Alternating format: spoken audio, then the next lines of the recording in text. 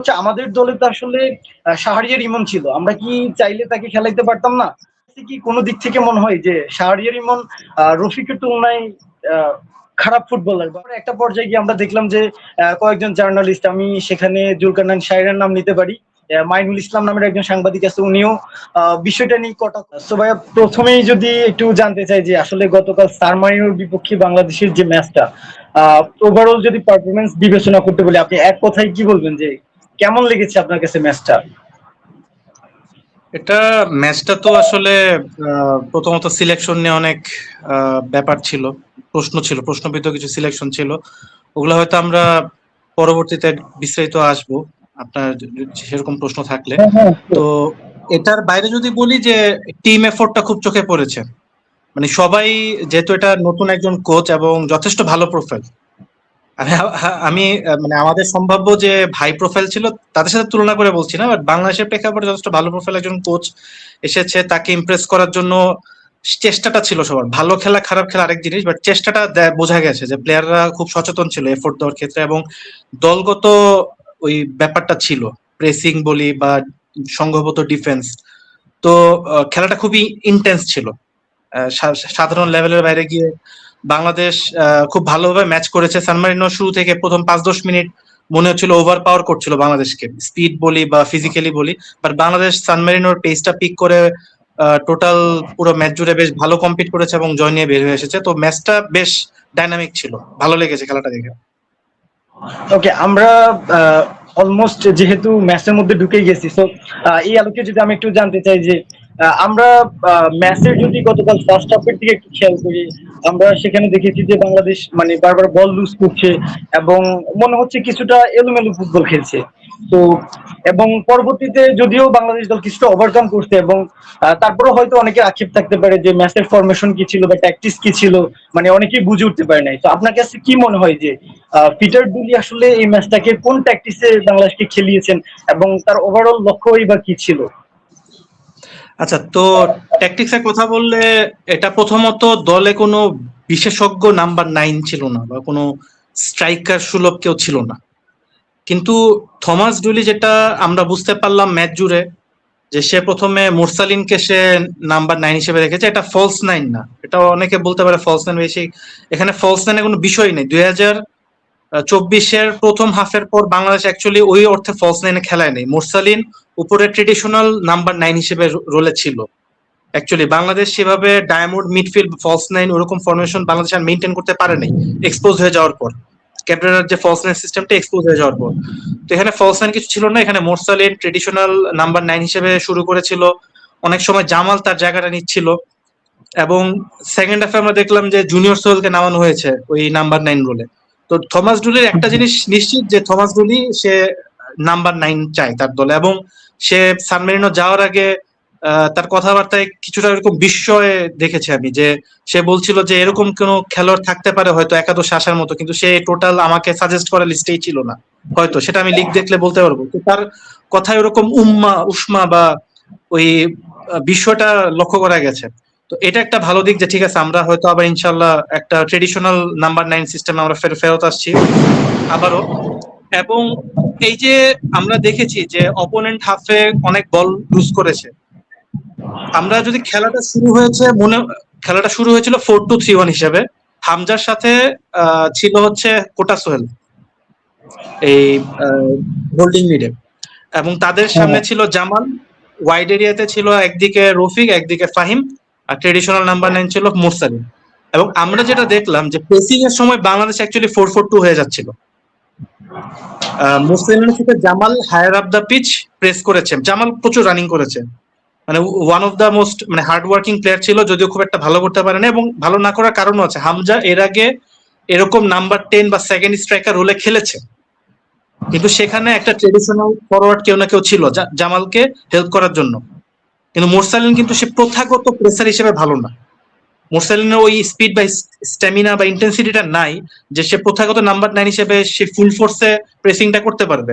So জামালের ওটা missing ছিল প্রথমত। এবং জামাল হচ্ছে যেটা, যে সে আরো আরো স্বাধীন থাকতো পজিশনের দিক থেকে, সে নিচে নামতো, অনেক ডিপ মিডফিল্ড এসে পড়তো, আবার উপরে উঠতো প্রেসিং করতে করতে, বা অ্যাটাকিং ফেজ। এরকম নাম্বার 10 বা সেকেন্ড স্ট্রাইকার হলে জামাল আগে খেলেছে, শাইন করেছে, স্পেশালি 2019 সালের সেকেন্ড হাফে কাতারের সাথে ম্যান অফ দ্য ম্যাচও হয়েছিল বিশ্বকাপ বাছাইয়ের ম্যাচে। কিন্তু এখানে যেটা দেখলাম আমরা, যে জামালকে প্রায় ক্ষেত্রে সে সে মোরসালিনের জায়গাটা নিয়ে নিচ্ছিল, কারণ মোরসালিন প্রায় নিচে নেমে আসছিল, কারণ মোরসালিনেরও সেই অস্বস্তিটা ছিল।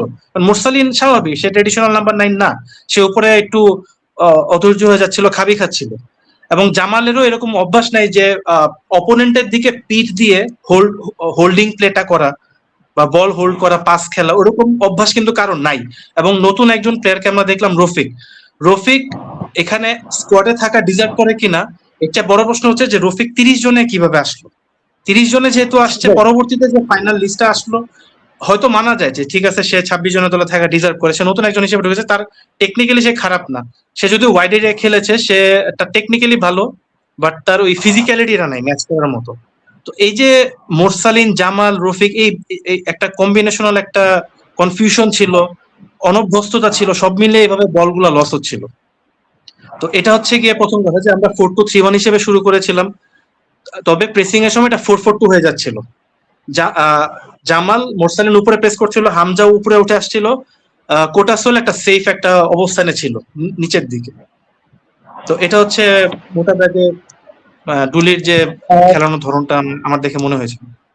বাই দ্য ওয়ে, এখানে আমার দুইটা প্রশ্ন। প্রথমত হচ্ছে, আপনি বললেন যে বাংলাদেশ দলে আসলে প্রথাগত নাম্বার 9 ছিল না। তো আমার কথা হলো যে পিটার ডুলি কি আসলে স্কোয়াড ঘোষণা করার আগে বিষয়টা চিন্তা করে নাই যে আমার দলে আসলে একজন নাম্বার 9 প্রয়োজন? যদি আমরা জানি বাংলাদেশের নাম্বার 9 এর একটা সংকট আছে, এটা হয়তো একটা ফ্যাক্টর হতে পারে, বাট তিনি এই বিষয়টা নিয়ে কি চিন্তা করেন নাই? আর সেকেন্ড আমার প্রশ্নটা হচ্ছে, আমাদের দলে তো আসলে শাহরিয়ার ইমন ছিল, আমরা কি চাইলে তাকে খেলাইতে পারতাম না?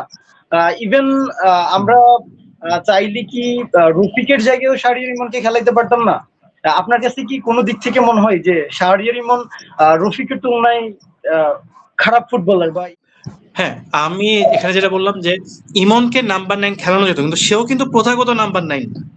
সে মূলত ওয়াইড এরিয়ার প্লেয়ার, অনেক অনেক হার্ড ওয়ার্ক করতে পারে, দৌড়াতে পারে। এবং আমার যেটা ধারণা যে থমাস ডুলি সম্ভবত রফিকের টেকনিক্যালিটিটাকে গুরুত্ব দিয়েছিল, কারণ রফিক টেকনিক্যালি বেটার, সে কিন্তু বলটা পাই নিয়ে খেলতে পারে। ইমনের কিন্তু কম্পোজারটা নাই, সে বল নিয়ে টান দিয়ে দেখা যায় যে একটা সময় সে একা হয়ে যায়, বল লুজ করে ফেলে, পজিশন লুজ হয়ে যায়। তো হয়তো থমাস ডুলি এই দিকটা হয়তো গুরুত্ব দিতে গিয়ে রফিককে সে কনসিডার করেছিল, বা রফিক সামহাও সে ক্লিক করে নাই। দুই একটা ভালো ক্রস দিয়েছিল, একটা অ্যাসিস্ট পেতেই পারতো যদি জুনিয়র সোহেল বলটাতে টাচ করতে পারতো, বাট অবশ্যই সন্তোষজনক ছিল না বিষয়টা। এবং আপনি যেটা বললেন যে থমাস ডুলি কেন, মানে সে দেখে নাই যে প্রথাগত স্ট্রাইকার ছিল কিনা। থমাস ডুলি তার যে প্রেস কনফারেন্স করেছিল সান মেরিনো যাওয়ার আগে, সে কিন্তু বলছিল যে এখানে যে আমি 2টা বা 3টা ট্রেনিং সেশন পাইছি মাত্র, আমাকে 30 জনের লিস্ট দিছে, এখান থেকে আমি 4 জনকে বাদে 26 জনের দল নিয়ে যাচ্ছি। তাকে কিন্তু সে অপশন গুলো দেয় নাই, তাকে নোভাকে দেখানো হয় নাই, আলামিনকে দেখানো হয় নাই, ইভেন সৌরভ দেওয়ানকেও দেওয়া হয় নাই।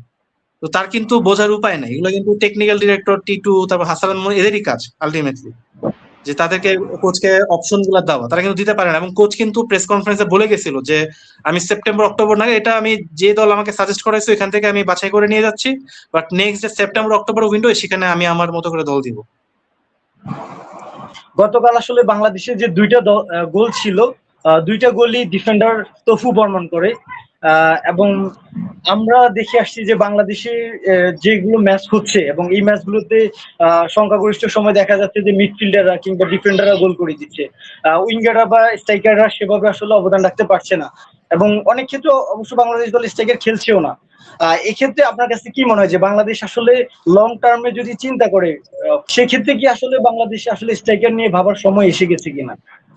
আপনি শুধুমাত্র ডিফেন্ডাররা বা মিডফিল্ডাররা গোল করে কি আমাদেরকে এশিয়ান কাপে নিয়ে যেতে পারবে কিনা? হ্যাঁ, সেটাই ভাই, আপনি এক্স্যাক্টলি ঠিক কথা বলছেন। এখানে তপু কিন্তু নিজে 4.5 বছর পর গোল পেল। সে লাস্ট গোল পেয়েছিল 2021 সালে শ্রীলঙ্কার এগেনস্টে। শ্রীলঙ্কাতে একটা 4 জাতি টুর্নামেন্ট হয়েছিল নভেম্বরে, 2021 নভেম্বরে, তখন সে লাস্ট গোল পেয়েছিল। 4.5 বছর পর এসে সে তবু আরেকটা, মানে তার আন্তর্জাতিক গোল পেল, এবং এটা সাস্টেইনেবল না। আমরা যদি ইভেন 2023 সাফ চ্যাম্পিয়নশিপও দেখি, যেখানে বাংলাদেশ সেমিফাইনালে পৌঁছাইছিল প্রথমবারের মতো 2009 সালের পর, 14 বছর পর, সেখানেও কিন্তু আমরা যদি দেখি যে মালদ্বীপ যে ম্যাচটা ছিল আমরা জিতলাম, ওখানে কিন্তু এই তপু অ্যাসিস্ট করলো রাকিবকে, তারপর তারিক গোল করলো। তারপর বিশ্বনাথের সিস্টেম মোরসালিন গোল করলো। তো এখানেও কিন্তু ডিফেন্ডারদের ওই পুশটা করতে হয়েছে নিচ থেকে, এবং এটা সাস্টেনেবল না বিষয়টা, কারণ ওই 2023 সালের পর দেখা গেল যে তপু আর কোনো কন্ট্রিবিউশন নাই। স্বাভাবিক, তো সে তো তার কন্ট্রিবিউট করার কথাও না ভাই, তার তো কাজ ডিফেন্স করা বা বড় জোর একটু মিডফিল্ডে একটু বিল্ড আপে হেল্প করা, এতটুকুই তো। তো এটা অবশ্যই কোনোভাবে সাস্টেনেবল না। এবং থমাস ডুলির সে অনেকটা আমার আমার মনে হয় সে অনেকটা এটা একটা মানে সেও মজা পাইছে হয়তো, যে এভাবে আমি পাঠাই দিলাম, এই এই মোরসালিন জামাল ইন্টারচেঞ্জ করে খেললো নাম্বার 9-এ, জুনিয়র সোহেলকে পাঠাই দিল, যেখানে জুনিয়র সোহেল নাম্বার 10-এও খেলে নাই, অ্যাডভান্সড মিডফিল্ডে নিচে থেকেই খেলে মূলত, তাকে নাম্বার 9 করে দিছে। তো সেটা তার একটা মেসেজ যে ভাই আমি আমার আমি আমি ও ডেফিনেটলি নাম্বার 9 খেলাতে চাই। এখানে আমাকে বললে আমি কাউকে ফলস 9 বা আমি ওই সিস্টেমে যাব না, আমার ট্রেডিশনাল নাম্বার 9 দরকার। সে একরকম ওই যেটা বললাম যে তার একটা বিস্ময় প্রকাশ করে গিয়েছিল প্রেস কনফারেন্সে। তো আমার মনে হয় হ্যাঁ আমরা ফিরতে যাচ্ছি ইনশাল্লাহ, এটা নিশ্চিত সময়ের ব্যাপার। সো এই পর্যায়ে আমি আরেকটা বিষয় নিয়ে কথা বলতে চাই, সেটা হচ্ছে গতকাল বাংলাদেশ ম্যাচটা জেতার পর বাংলাদেশের ফুটবলার এবং ফ্যান্সরা স্বাভাবিকভাবেই এই জয়টাকে সেলিব্রেট করছে। এবং এরপরে একটা পর্যায়ে গিয়ে আমরা দেখলাম যে কয়েকজন জার্নালিস্ট, আমি সেখানে জুলকারনাইন শাহরিয়ার নাম নিতে পারি, মাইনুল ইসলাম নামের একজন সাংবাদিক আছে, উনিও বিষয়টা নিয়ে কটাক্ষ করছেন এবং তারা বোঝাতে চাইছেন যে সান মারিনো হচ্ছে ফিফা র্যাঙ্কিং এর সবচেয়ে সর্বনিম্ন দল, এবং এই জয়টাকে আসলে এভাবে সেলিব্রেট করার কিছু নাই। এই বিষয়টা আসলে আপনাকে এক্সপ্লেন করতে বলে আপনি কিভাবে এক্সপ্লেন করবেন? না, এটা হচ্ছে আসলে বাংলাদেশের কালচারালি খুব খারাপ অবস্থা, স্পেশালি স্পোর্টিং কালচারে। আমরা খেলা বলতে বুঝি ক্রিকেট, উইথ ডিউ রেসপেক্ট, মানে আমরা সব আমি আমি সব খেলা ফলো করি। 2017 সাল পর্যন্ত ক্রিকেট নিয়ে অনেক অ্যাক্টিভলি লেখালেখি করতাম। তো বিষয়টা হচ্ছে আমরা কুয়োর ব্যাং হয়ে গেছি আসলে, ফুটবল দুনিয়া যে কোথায় আমাদের কোনো আইডিয়াই নেই। এমনকি আমরা যদি ভারত তো সব ধরনের খেলায় খুবই এগিয়ে এগিয়ে, অন্তত আঞ্চলিকভাবে যদি আমরা তুলনা করি, শ্রীলঙ্কাতে কিন্তু ইভেন শ্রীলঙ্কার সেকেন্ড টিয়ার অ্যাথলিটরা হচ্ছে ক্রিকেটে আসে, ওদের টপ টিয়ার অ্যাথলিটরা যায় রাগবিতে কিংবা অ্যাথলেটিক্সে।